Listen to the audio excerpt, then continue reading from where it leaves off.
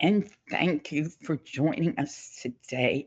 This is a very special training, and a lot of you are very interested in it. So, we're not going to waste too much time here. Rebuilding client financial self trust, a nervous system approach to money anxiety. I am Rita Wolfson, President and founder of the Center for Financial Social Work. Also on this session is Linda Benjamin, our relationship manager, and she'll be jumping on and off helping us, and Eric Saub, and he is everything IT and website related, and he will answer questions for you on our website if you have them. So, a few general reminders. We don't share our slides, but you will all receive the recording on Monday, and it will also be on our website and on our YouTube channel.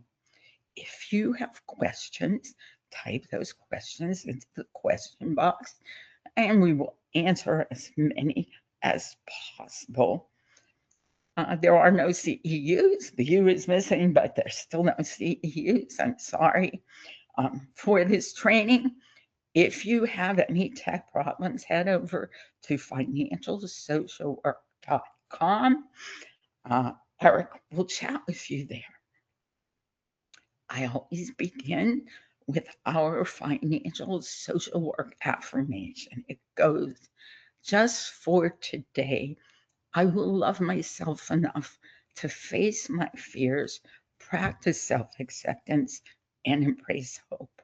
I will silence my inner critic, speak my truth, and make peace with myself and with my past. And just for today, I will give myself permission to eliminate toxic people, beliefs, and behaviors from my life and prepare for a better tomorrow by healing my relationship with my money and with myself today. I like to start with an interactive activity. And today I thought we could have a dialogue about how we and our clients and our families and our colleagues, we are all dealing with an awful lot today. And I thought we could talk about that and talk about how you're handling it professionally, personally, all of the different ways that in this economy we have to navigate.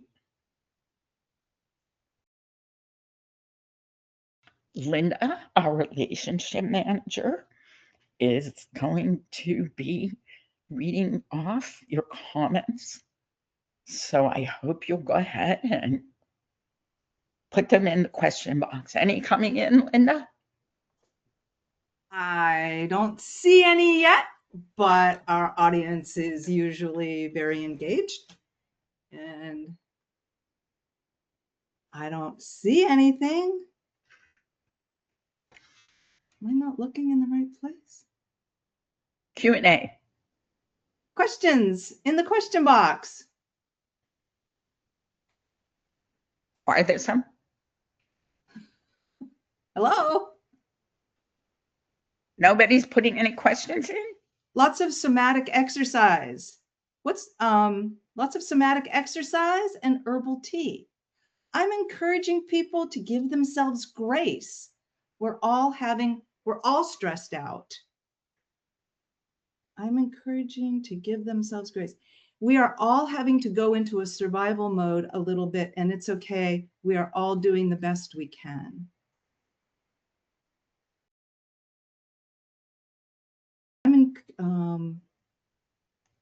What's the most common financial stress people are citing today? Comments include rising cost of gas is frustrating. Others are suggesting that people listen to their favorite music and remember to take it slowly. Someone says, phew, It's been difficult for my clients. We're all feeling the stress. Remembering to breathe despite the chaos, the cost of housing and cost of living going up in general. Gas costs are huge for my clients. I am sharing lots of resources about food pantries. I'm showing a sense of humility and compassion. And others are waiting to save, and others are wanting, rather, to save and pay off debt to get their heads above water, but not being able to with rising costs of food and gas. I don't know where everybody else is around the country, but it's almost $5 here a gallon. Someone says it's the cost of fuel. They've lived overseas, and we are at a discounted rate of $6.40 a gallon. Others continue to share resources for food. How are your workplaces coping? Loss of funding, loss of resources. I would just like to give another minute or two to all of you to share or process together. Well, and someone's frustrated enough to say simply, why is this happening? Yeah. Another person is sharing, we've never had a food pantry at our organization and created one this year. I remember the first time I did a training on a college campus and was shown the food pantry. That was new to me, and that was many years ago. Yes, everything is And feeling out of control. Go ahead. and we are. Do our leaders care that so many of us are suffering? Someone adds, we are squeaking by. I've landed some different grants. I wish we had higher mileage reimbursements. 419 gas at this person where they live. And this is, these are distressing. Someone is saying, I'm sad that my lack of resources make it hard to help others. And we are very sorry. We do have someone who's gotten laid off because of the economy. And this is well said. The financial toxicity of cancer treatments isn't decreasing. No, the financial toxicity issue is such a horrible drain for people and society. But there's so many here. You see the challenges right up here. This is hard. This is very hard. I'm not sure if this is helpful. I hope it is, just to have a chance. But I do think we need to move along. I have a lot to cover today. Thanks for participating, everybody. Thanks, Linda. So, what is financial social work? It's a lot of things. It's many different things, but most of all, it is client-centered and strengths-based, trauma-informed and empathetic, focus on financial well-being, necessarily and wanting to be culturally responsive and inclusive, empowering and practical. It does address the reality that people face personally and professionally. We are all going through and experiencing the same economy as clients. We may be in different and better positions, but it is definitely affecting all of us. And I'm here to talk about the fact that financial well being is not just about money, it is about dignity, stability, opportunity, and it is about hope. Who needs a financial social worker? Well, financial social work supports people across the lifespan and in every walk of life. Financial well-being is for everyone. I believe it's a right that people should have. It is a social justice issue.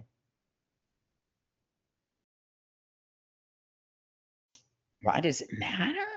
Again, money impacts mental health, strains relationships, affects physical health, limits opportunity, and perpetuates cycles of poverty across generations.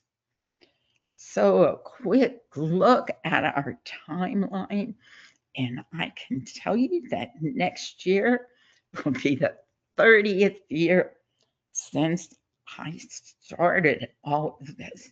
We have thousands of graduates across the country and around the world. Everyone has a relationship with their money. How would you describe yours? This is one way to talk about this with clients. But I hope that all of you in our audience today will take a few moments and identify your relationship with your money. There's no right or wrong answer, but you will hear time and again that awareness is the first step towards a healthier relationship with your money. So, here's just a few of the things that relationship impacts. And again, you see awareness is the first step. But it's about your self-worth, your relationships, choices, living with some degree of peace of mind. It's about your future. It's about your possibilities. We need to understand our relationship with our money and strive to keep it, keep it healthy. Again, it shapes how you think about yourself, treat yourself, handle stress and challenges, make choices, set boundaries, and connect with others. How would you describe your relationship with yourself? Remember, your relationship with yourself sets the tone for every other relationship in your life.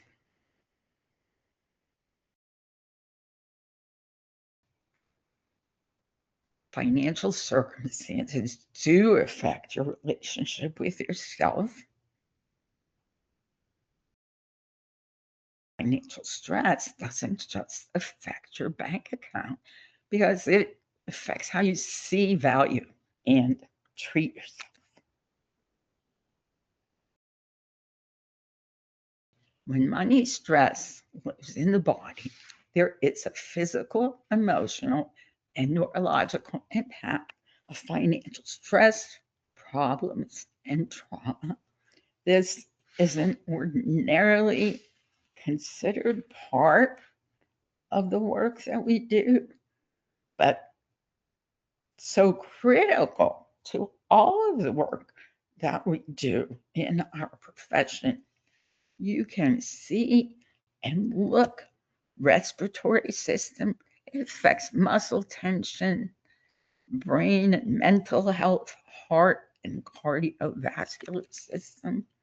We've never really gone far enough in our profession to look at the full extent of how finances impact our work and our clients in every area of our lives. You can see where trauma lives in the body. So it's stored in the body, and healing happens in the body. Just give you one more second to look at those. So we look at it from the financial social work lens, which is a psychosocial trauma-informed financial perspective. Again, integrating emotional, behavioral, and structural factors. It is a different lens, and you will experience that as we continue into the actual training. I think you probably identified from all of the previous slides that everyone can benefit from a financial social worker. People across every stage, every situation, and every system. Financial social workers help people not just manage money, but we help people transform their lives. Sure, there are many, many barriers to discussing finance with clients. The people who walk into our office carry money stories they've been trying to hide from themselves and others. They're just stuck with avoiding what's happening with their finances. So they don't talk about them. They don't know how. They don't have the language. They don't have the skills. And they don't know the tools for managing money. Unable to cope, they blame themselves and they fill their lives with shame and fear from choices made under pressure and systems that failed them. Financial social work brings empathy, education, and empowerment to help break down those barriers. You might be wondering at this point, why wasn't the connection between money and mental health originally part of social work? I've been wondering that for a long time. But here's your answer. The omission of financial factors from social work was not accidental. It was shaped by deeply rooted historical, cultural, and institutional forces that separated money talk from clinical practice. So there was a professionalization split. Clinical and financial domains were separated. Money was seen as a case management issue. Cultural taboo around money. Discussing personal finance remains one of the strongest social taboos in the United States, even more than discussing health or relationships, or might I add, discussing sex. And of course, there are the training gaps. Master's programs historically included zero coursework on financial stress, literacy, or capability, leaving graduates unprepared to address it. Fortunately, our new textbook launched last year and it's available for classroom use. So finally, the real world impact of the gap between money and mental health. You can figure these out fairly simply. This is what's happening because we aren't addressing money, and that negatively impacts all of our other work. We need to bridge the gap, healing people, strengthening families, and building a more just society. Financial social work, and you'll hear me say it once or twice more, it is financial healing, is holistic healing. It is social work in action. And now the more formal part of the training, money on the nervous system, a regulation-based approach to financial anxiety. We are talking about rebuilding client financial trust. So, what does this look like in practice? You have the avoidant client who has $14,000 in credit card debt but won't open statements. You have the over controller who tracks every penny in 3 apps and can't spend $8 on coffee without guilt. And you have the impulsive spender, buys compulsively after stressful days, then spirals into shame. What's the common thread? These aren't financial literacy problems. They're dysregulated nervous system responses to money related triggers.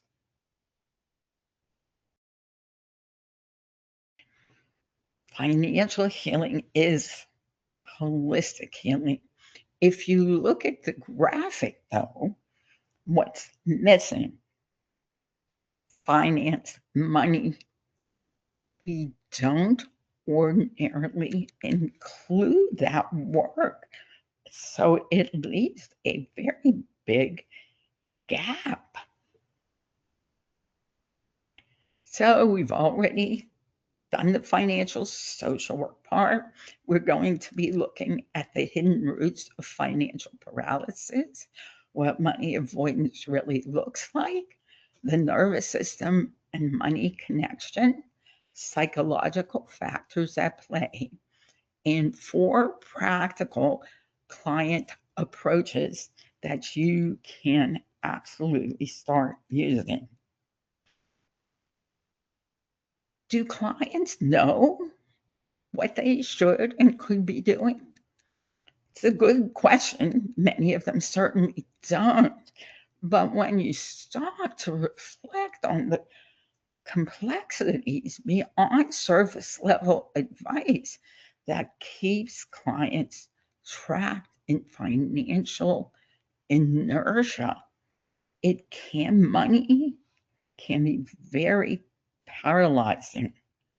So knowing what to do with your money doesn't always equate to doing it or to being able to do it, because knowledge is not enough. We need more than knowledge.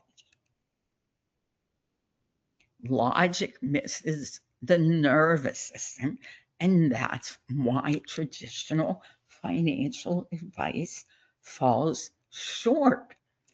Budgeting assumes calm rationality. No one likes the B word for budgets because they don't understand the value. But we have to help clients appreciate the value. We have to do the psychosocial trauma pieces so they are in a position to choose to commit to a better financial future. And shame-based motivation, I know everyone on this call knows that, uh, isn't going to work. The biggest issue around all of the money problems is shame. So what does this look like in session? Clients often leave bills unopened and financial paperwork scattered or lost. Or during a financial discussion, client may freeze, disassociate, or abruptly change the topic. They may alternate between impulsive spending sprees and then experiencing the subsequent shame or regret. Resistance as overwhelm. What appears as irresponsibility or defiance is often deep overwhelm manifesting as resistance, requiring sensitive approaches rather than judgment. It is a different way of looking at the circumstances. They are learned automatic responses,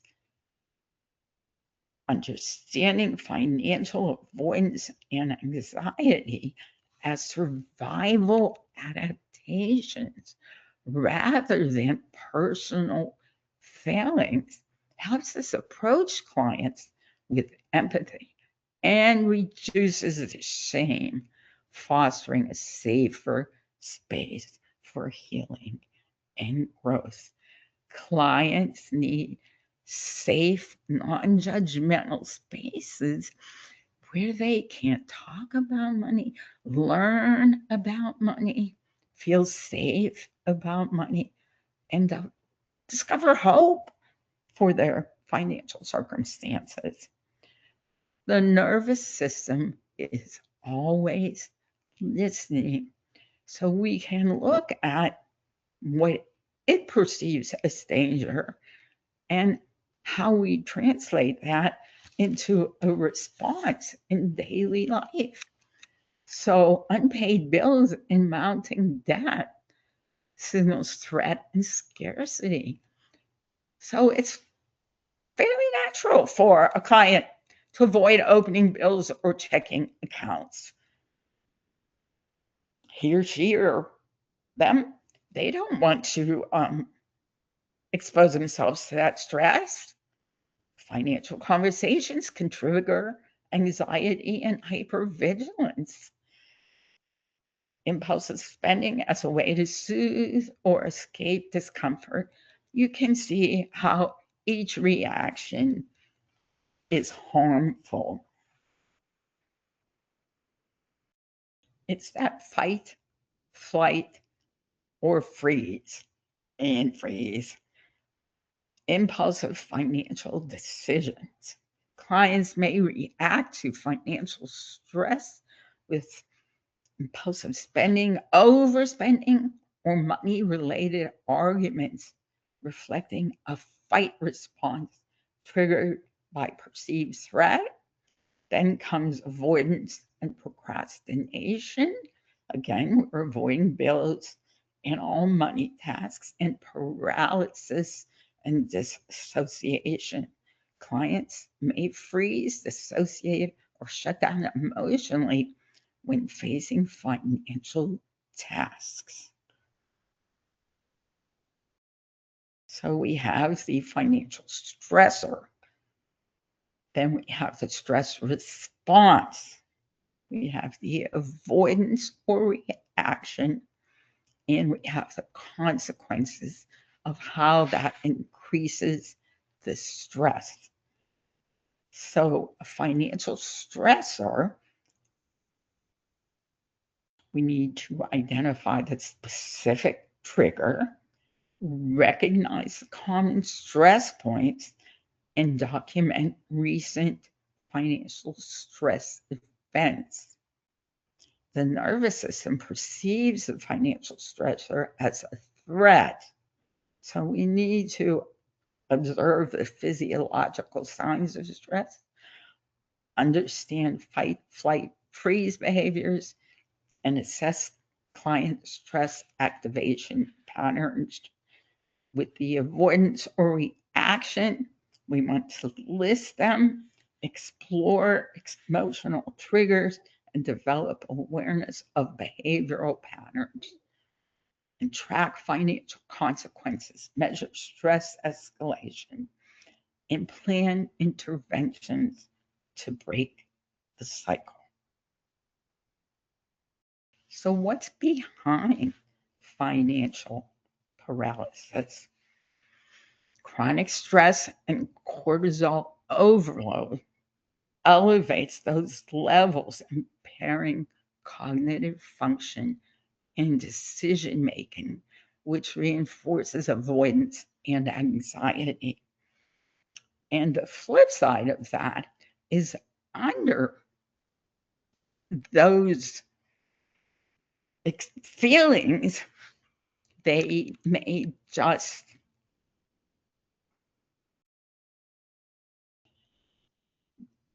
go in the opposite direction, which is equally as problematic. We have attachment patterns and childhood money messaging. The money story, if you've joined us ever before, we have done money story work. It's one of the most powerful tools for helping clients connect to why they are where they are and where they want to be in the future. So we have the scarcity mindset and survival wiring. These are very real, and clients are trying to find ways to do better with the realities that they're experiencing. Money beliefs are formed before the age of 7.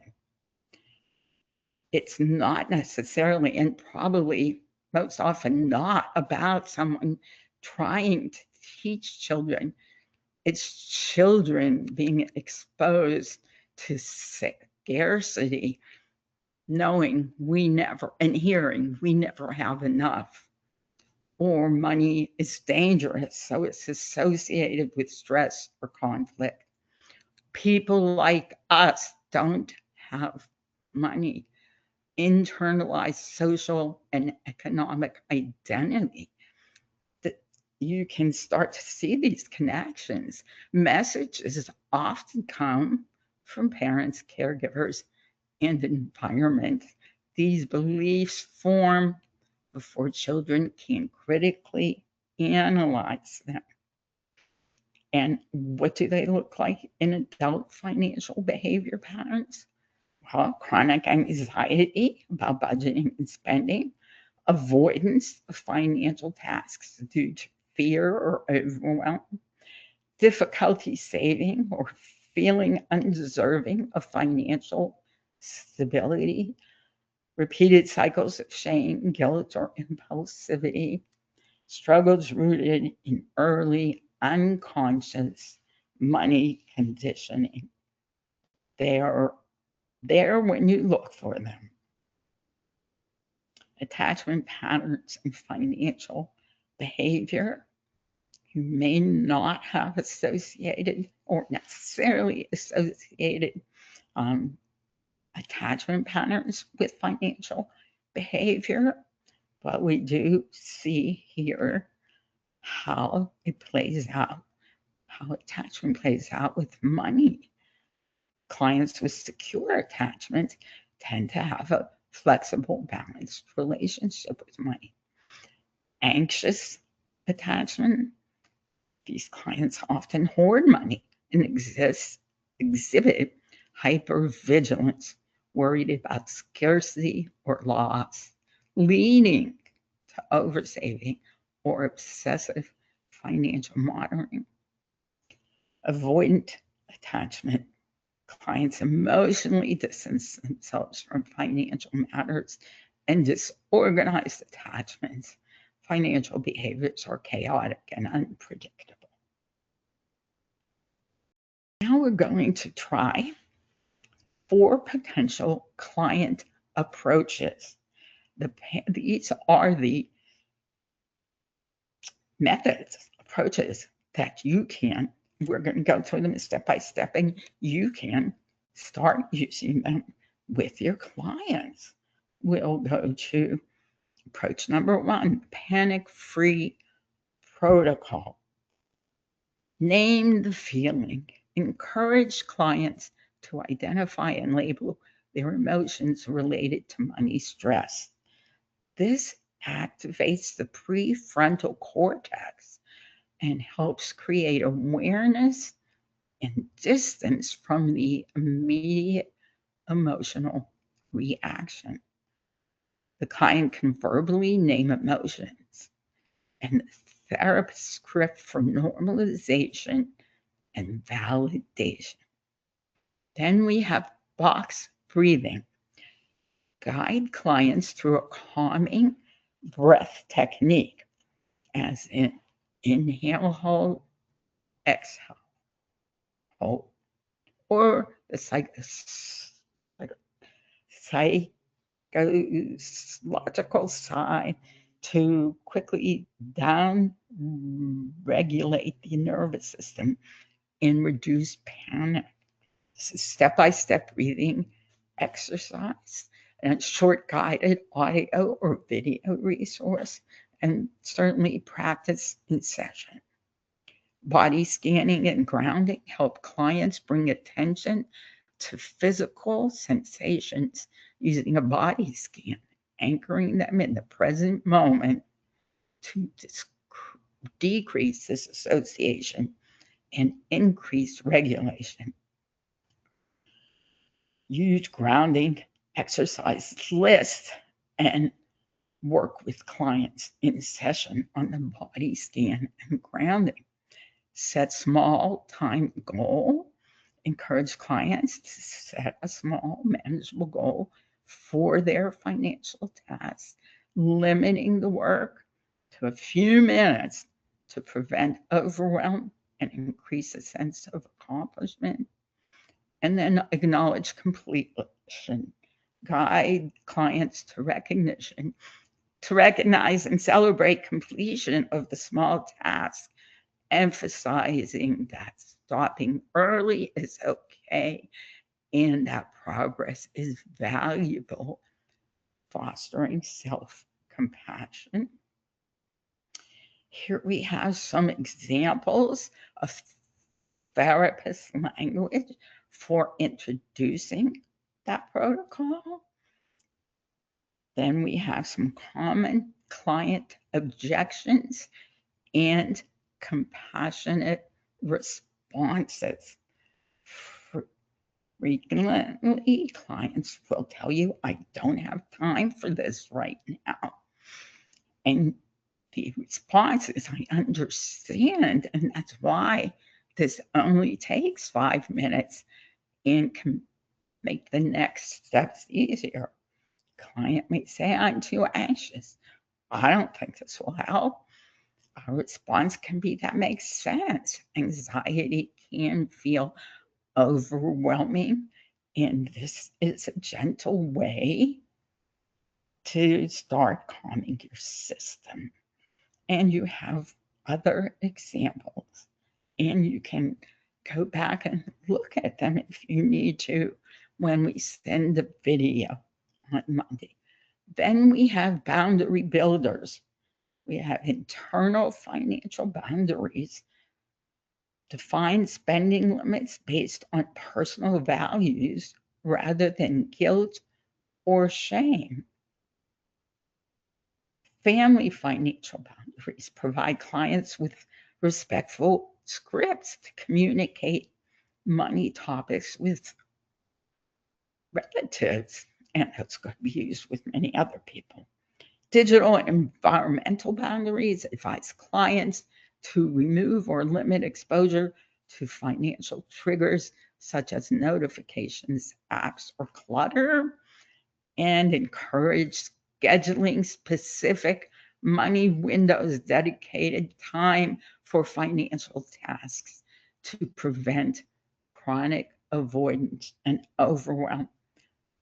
All excellent suggestions and ideas that help clients practice self-compassion, with also adding affirmations, encouraging clients to use boundary setting scripts that we either help them create or they create on their own.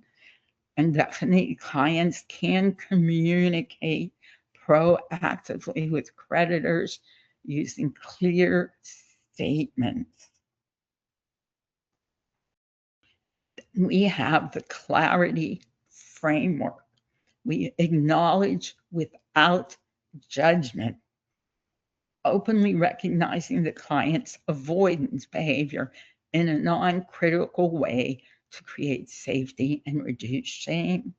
We identify that specific fear, help the client articulate the precise fear or worrying underlying their avoidance, such as fear of failure or judgment. Regulate first.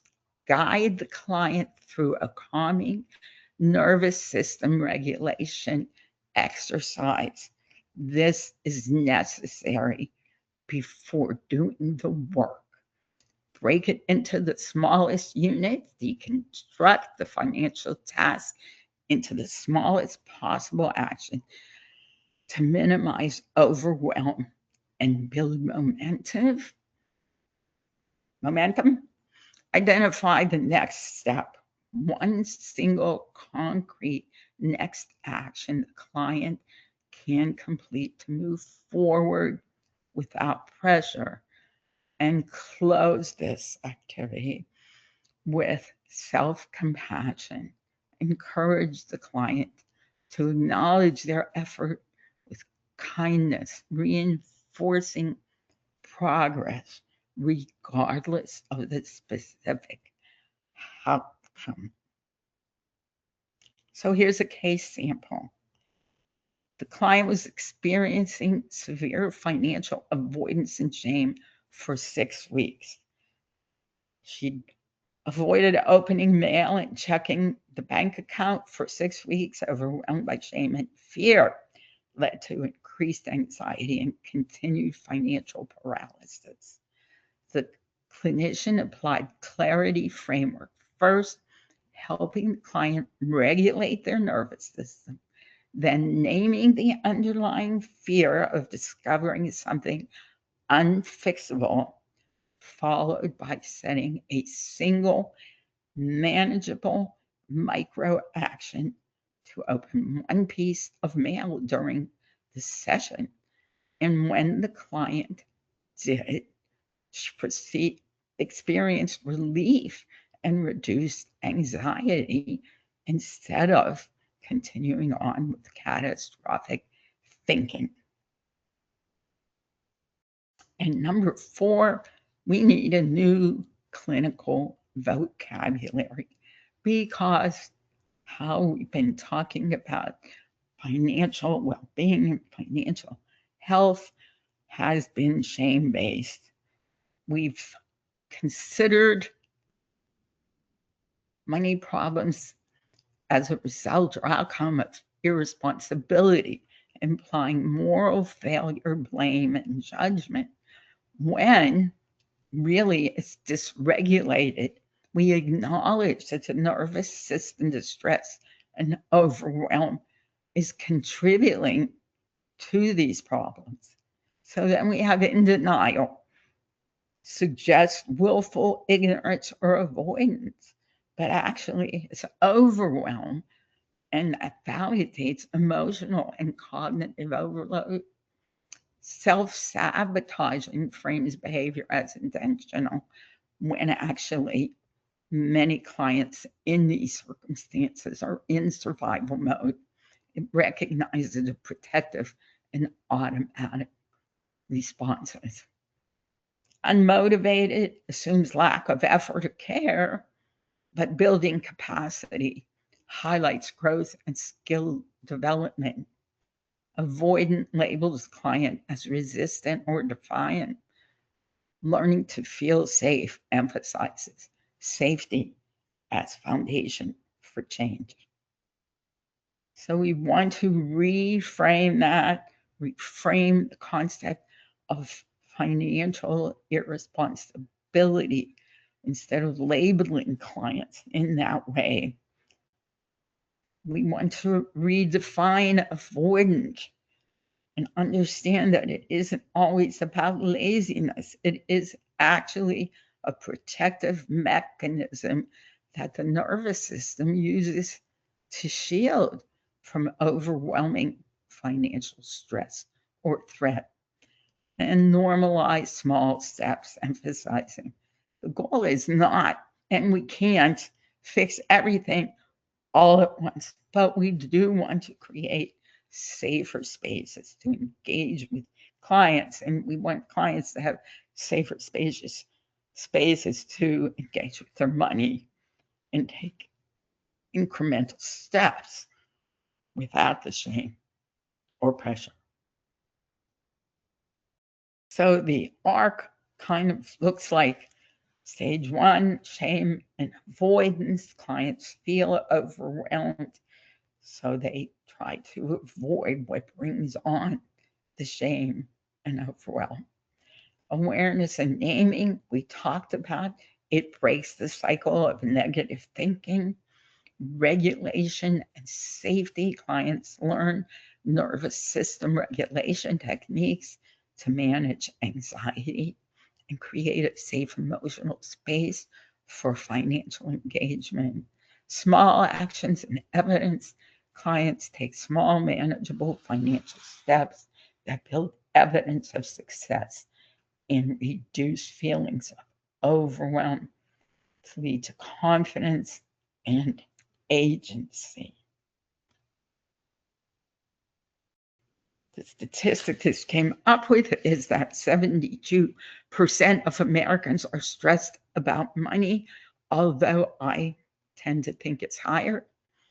Number one driver of relationship conflict in the United States is money, and 13% increase in cortisol from chronic financial stress, and 28% of people believe that behavior change after financial advice without emotional work is not going to succeed.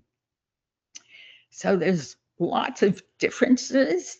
I'll just point out that the nervous system informed approach prioritizes nervous system regulation before financial tasks to reduce overwhelm. Trauma aware and sensitive to clients' emotional histories about money. It meets clients where they are in their readiness and emotional state. It builds intrinsic motivation by creating safety and capacity for change, and integrates emotional and physiological understanding to promote lasting financial health. It is easy to integrate into your existing work.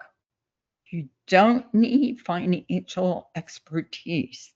When we're talking about nervous system and money, the tools focus on regulation and emotional support, so clinicians don't need specialized financial knowledge.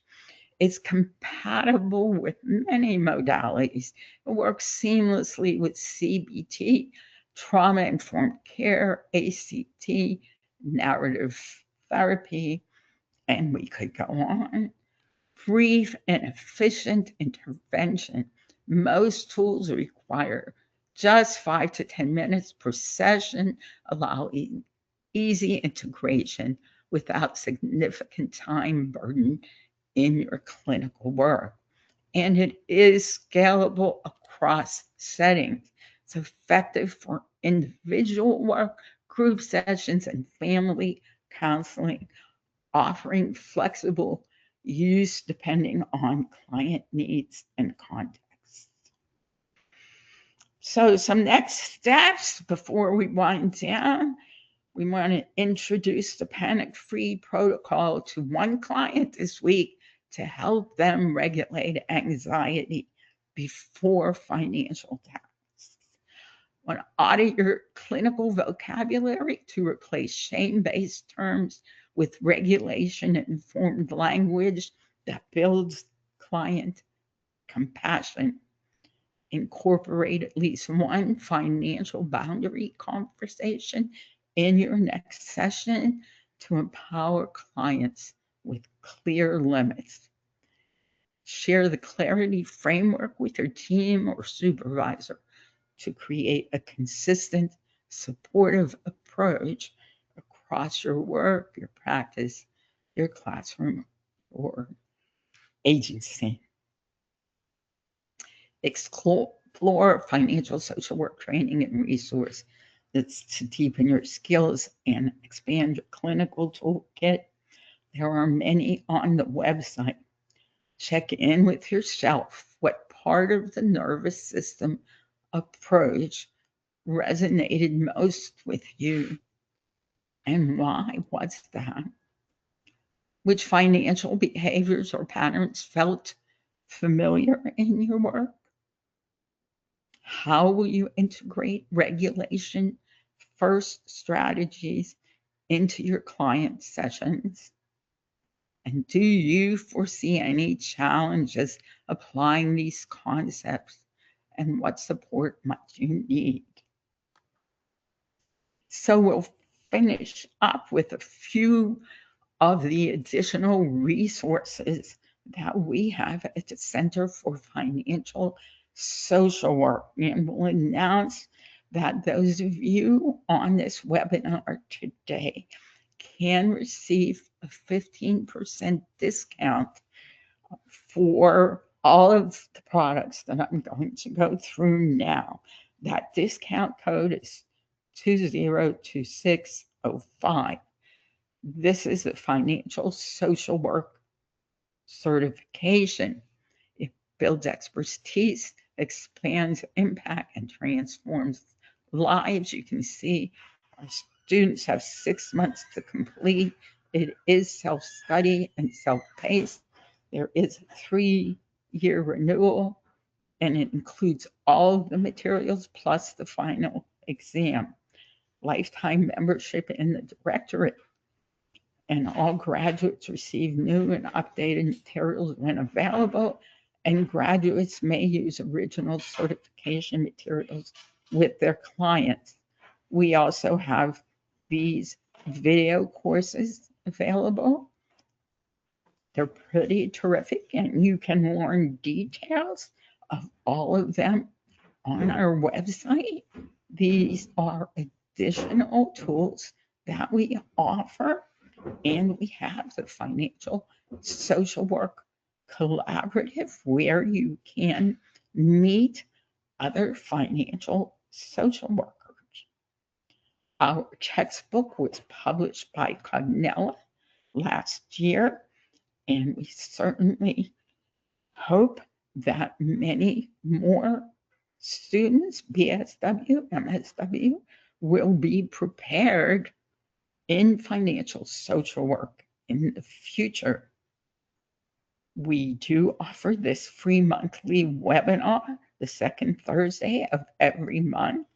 Next month, the topic is From Survival to Stability: Finance, Mental Health, and the Cost of Survival for Women of Color. And the month after that, we have Decoding Medical Bills, the blueprint for reducing debt and advocating for clients. Closing, a few thoughts to remember about money. We want to raise future generations that are financially literate. We want to remember how strong and important money and mental health connection is. No one needs to know everything about money, but everyone needs to know certain things about money. What you need to know may be different than what I need to know, but all of us need to know certain things. We know that no one chooses to have money problems, but most people do. Know that you are not alone, and understanding is the first step towards financial well-being. I close with breathe, calm, connect. Place your hand on your heart. Take 5 deep breaths to activate your parasympathetic nervous system. When money, stress, and trauma live in the nervous system, breathing and self-soothing touch help calm the body, allowing for clearer thinking and enhancing feelings of safety and connection. So, in closing, do we have questions, Linda? Well, we do lots of really good tools here. And for the many folks asking for a copy of the slides, I will remind you that you'll get a video recording of this go-to meeting. It will be emailed to you on Monday.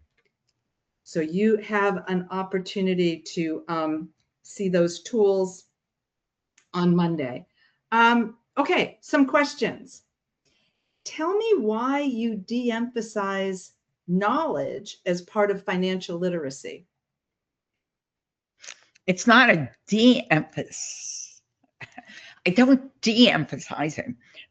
Knowledge is very important, but it does not change behavior. We have to address the nervous system. We have to work with the trauma and those psychosocial components before someone can appreciate or understand or be open to using the knowledge. I hope that's helpful. Okay, next. Why don't you recommend teaching budgeting classes?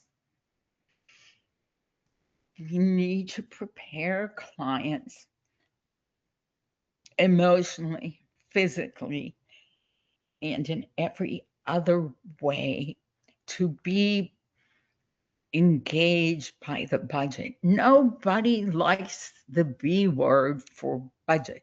They see it as punitive. They think of it as they did something wrong and now they're being punished.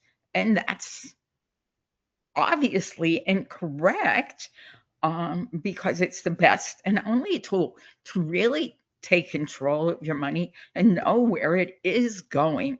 So, yes, we do need to help people create a personal spending and savings plan, but it's not going to be valuable unless we help them. Our model is financial engagement, education, motivation, and support, because you can put an equal sign there. That's how you create, you empower clients financially. Beautiful. And with the time remaining, we have a nuts and bolts question. Apparently someone has done their certification and they're asking, what does the renewal process entail for the certificate? And can you tell me the price?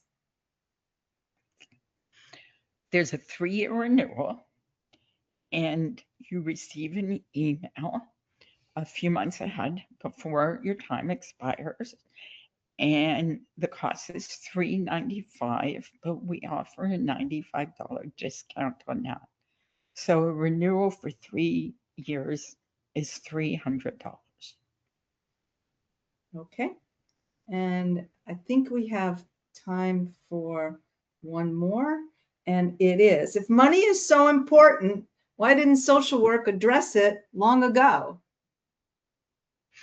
I addressed that in an earlier slide. In the beginning, it was seen as a referral part of clients' lives. But it doesn't make sense, because money, stress and anxiety and depression and trauma drive, that money is what's driving so many of the issues the clients come to us with. It absolutely belongs in the classroom, belongs in your sessions, and belongs and should be attended to, because it's holistic. We're not practicing holistic social work. We're not helping clients live better by understanding their finances. That it. That's it. Well, it's 3:01. I want to thank everyone for joining us today. I hope you'll join us again next month, right back here. Thanks. Stay well and have a beautiful day.